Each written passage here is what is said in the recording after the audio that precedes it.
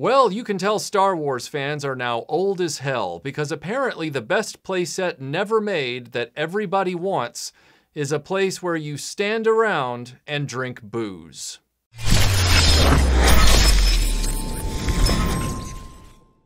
Before I get started, you already know my position on Haslab. This video isn't about that. We're way past that now. The cat is out of the bag and nobody was able to catch it, so Haslab is here, and it looks like it's here to stay for a while. What I want to talk about here with this Cantina is that Hasbro putting together a $400, $500 playset, okay, they're gonna gouge, like that's what they're gonna do. That's what they always do with these Haslabs, and this particular set is no different. It is weird to me that they're doing it in two options where you either get like 3/4 of the Cantina, or you pay an extra $100 and get the other wall with all the extra tables, chairs, and cups, or something like that. That really doesn't hit me all that badly. Like when I see the item and the price, I'm like, yeah, all right. Like in today's market, and this being Hasbro, that's what they're gonna charge. That's no surprise to me anymore. What I'm more blown away by is their choice. I don't understand why they're finally putting out a playset and they pick the one place where, aside from one guy getting his arm cut off, nothing really happens. It's a bar restaurant. Characters just stand around, and most of the characters in the scene are randos. Like it is a diorama at best, and you're gonna end up paying $500 if you buy the whole restaurant for a diorama that doesn't have any agency within the plot aside from it's where they met Han Solo. I mean, yeah, that's a big deal in the saga, but it's not exactly an environment that warrants action. It's not an action figure environment, you know? The Kenner playset was just fine for what it was. It was playing out the two little action moments in the film. Han shoots Greedo, Obi-Wan takes out Walrus Man. That's it.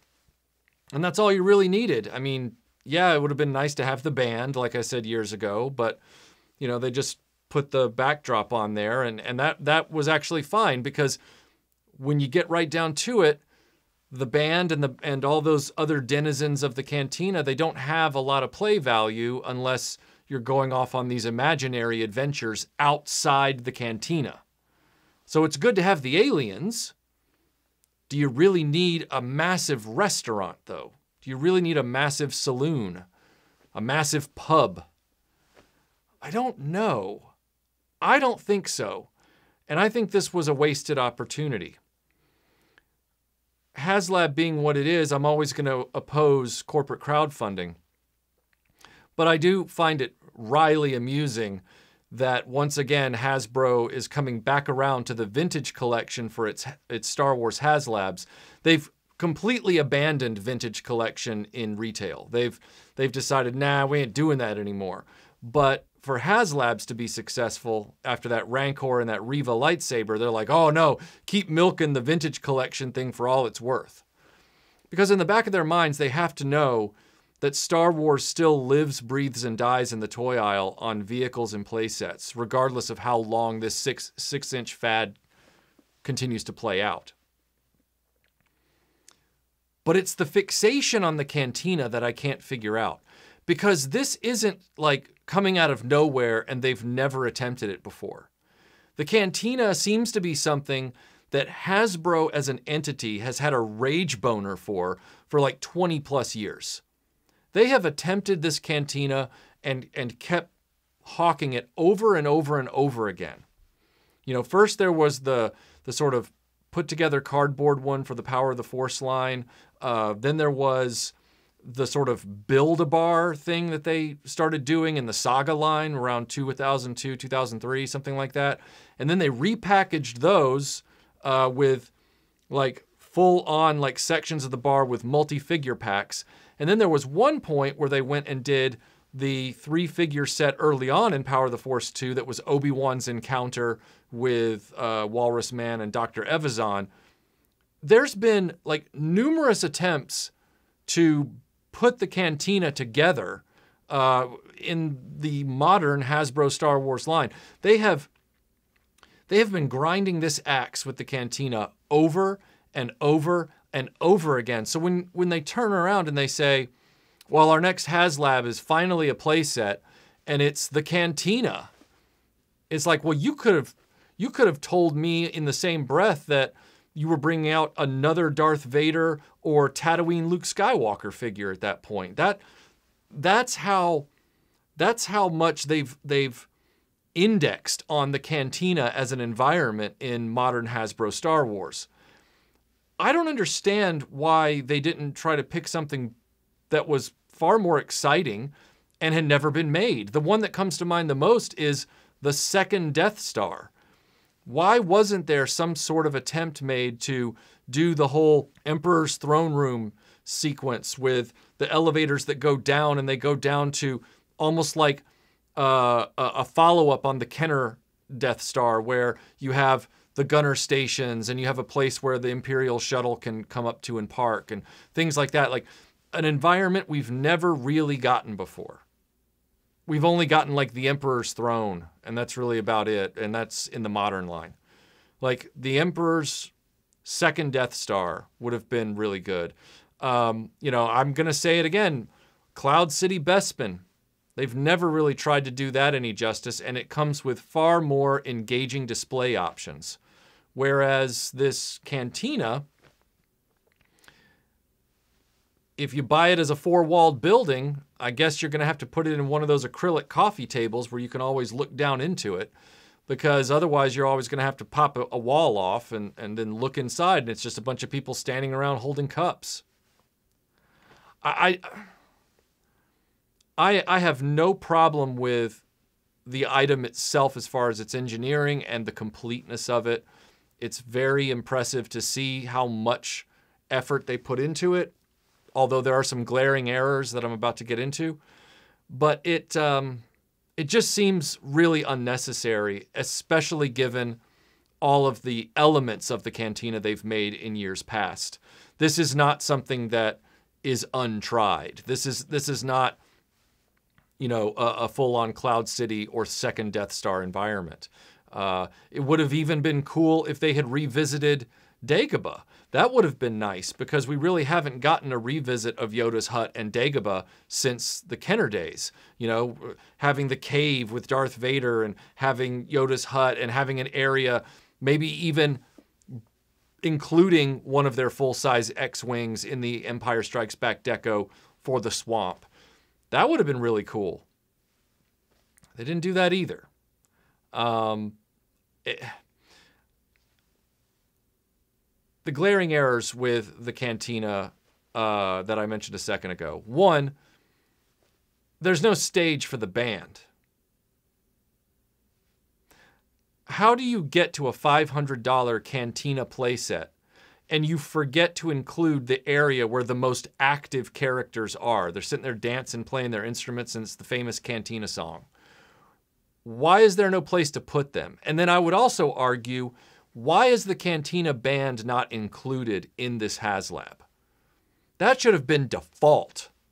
Like, you get the bartender, you get the Cantina band, and you get those Tonica sisters that they've never made before, and that's your default figure assortment for this band, or for this bar, for this Cantina, this playset. They've got these stretch goals. Like, one of the stretch goals is like Greedo, and then you've just got all these other Cantina randos. I hate the way Hasbro has done this for probably 15 years now. They give you vehicles or playsets, back when they did vehicles and playsets, out of sync with the figures. So there would be like a wave where they would give you Luke and Dak in Snowspeeder uniforms, Snowspeeder flight uniforms.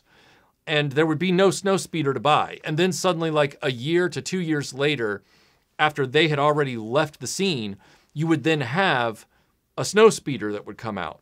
And so you'd have to be this person that just was constantly collecting the vintage collection and never stopped and never took any breaks and never took any gaps in order to not miss anything.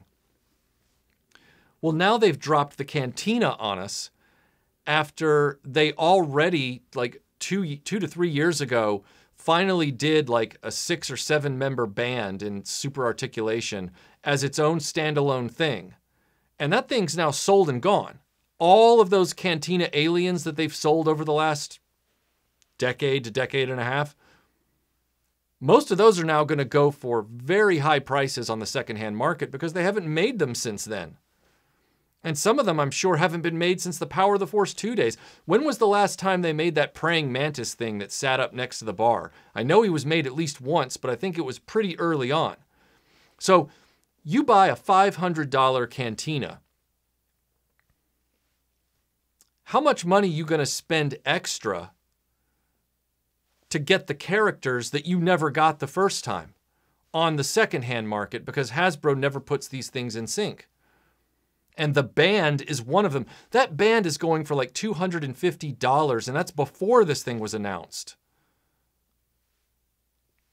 The band, like, you couldn't bother to re-release that figure set that you didn't do that long ago so that everybody who buys the Cantina can be assured they at least get the band?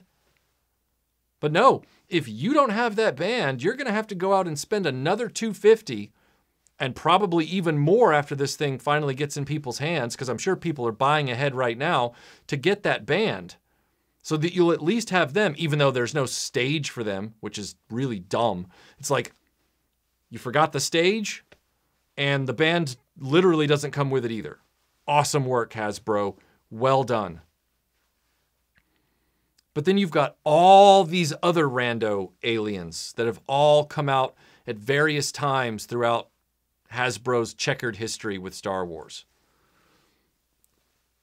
And unless you're one of those rarefied collectors that got everything over the years, and I do mean everything, and opened them to boot, because you can't display an empty Cantina. You're going to have to open those things up. Then you're not going to have squat. There is a massive amount of overhead on top of the $500 playset.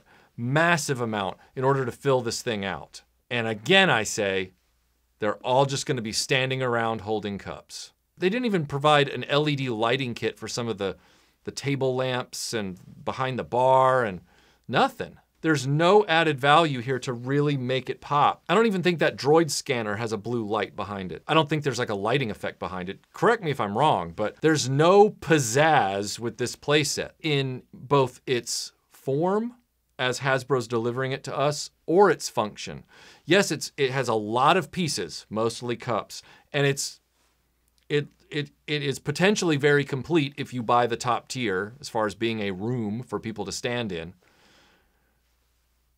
But it's not an engaging prospect.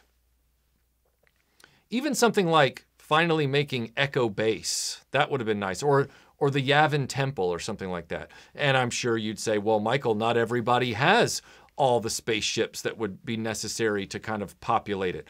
Well, nobody has half these figures that go in this Cantina either. Hasbro's not exactly designing things to work in concert with things they're already making available. I'm just saying, since Hasbro's already shot themselves in the foot on that one, I'm baffled as to why they're not making something that's just more interesting as an environment. Jabba's palace with the Rancor pit underneath, all as one 2-level thing. That would have been a lot cooler than a Cantina. I said it a million times. If the sail barge had been at retail, I would have bought it.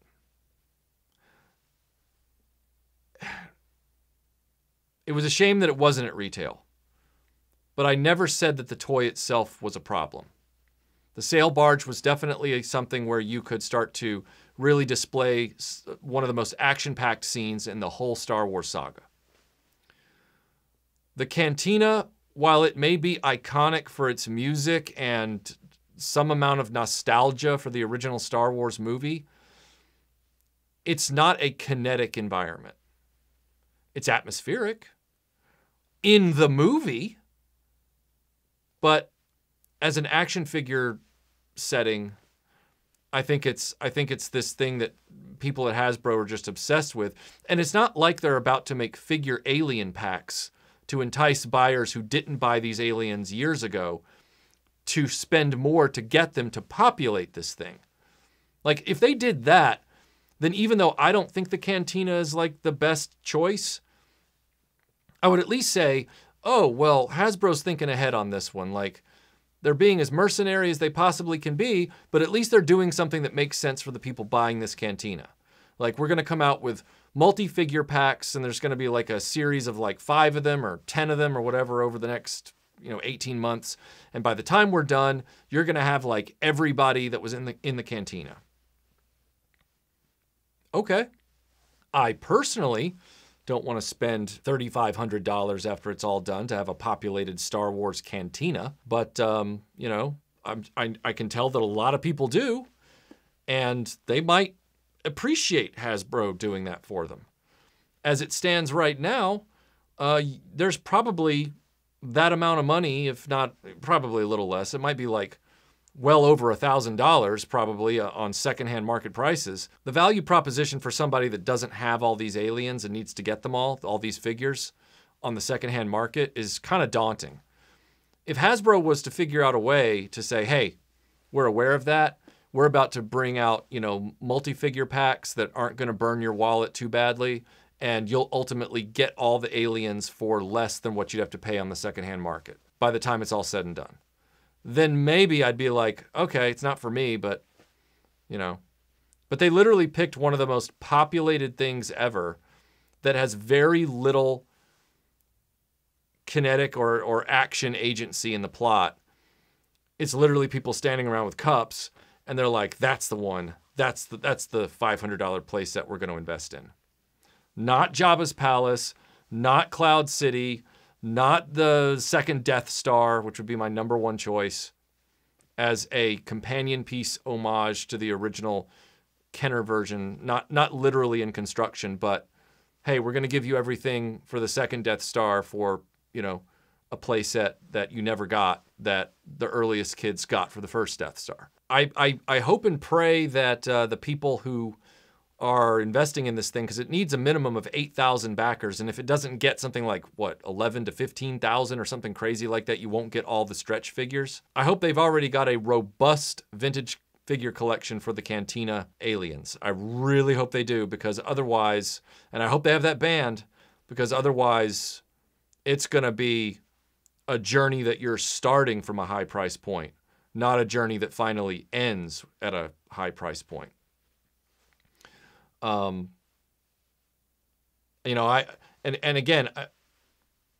find other environments that have never been explored far more interesting. Echo Base, the Yavin Rebel Base, the second Death Star, Jabba's Palace. These are all things that are far more interesting as an environment. They have lifting doors, and they've got command bridges, and they've got freeze chambers with gantries that fall into bottomless pits, and they got landing platforms, and they've got all these possibilities. Dagobah, that's another one. Dagobah would be really cool. The cave with Vader, and the lifting force effect gimmicks, and the swamp with the X-wing coming with it, and Yoda's hut, and could come with a ghost of Obi-Wan, and it could come with Vader with the busted up helmet, with Luke's face coming through it. And they come with the swamp monster. And those would be really cool. Hell, even if they did a repeat in their own way of the original Death Star, like as a playset, or hell, Star Destroyer, or, instead of just doing hallways, maybe they did some kind of like, blockade runner vehicle or something like that.